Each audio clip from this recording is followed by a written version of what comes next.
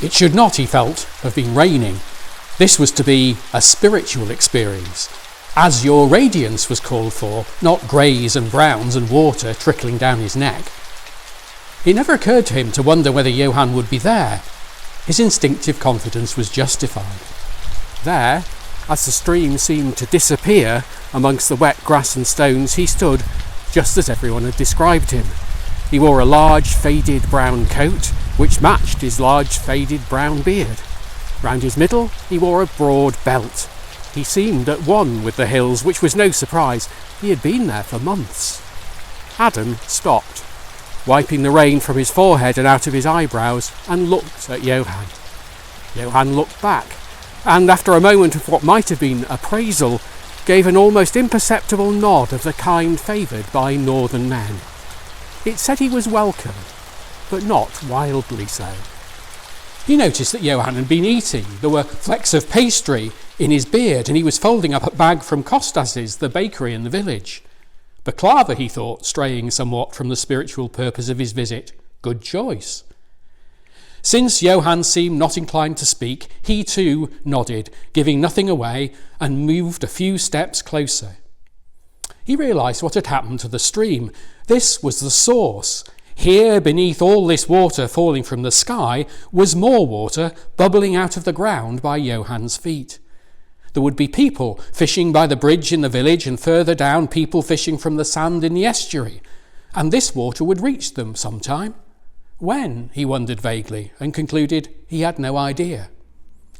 He was literally, and in a strangely satisfactory way, as it now seemed to him, soaked to the skin.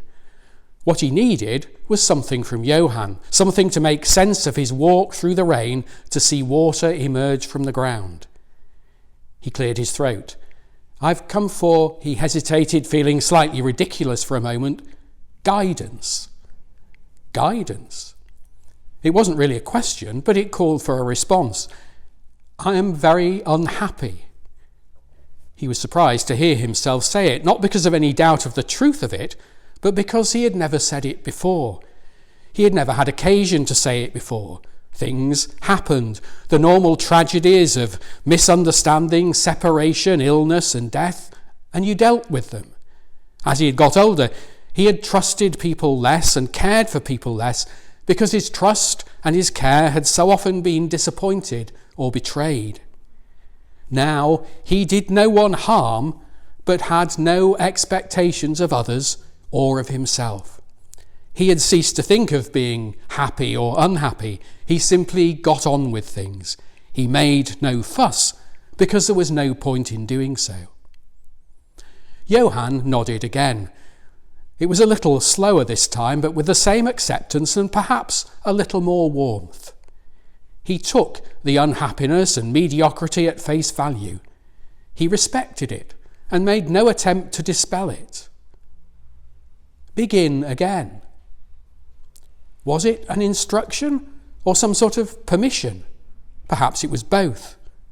Realising that his audience with Johann was at an end, he turned to follow the path beside the stream back down to the village.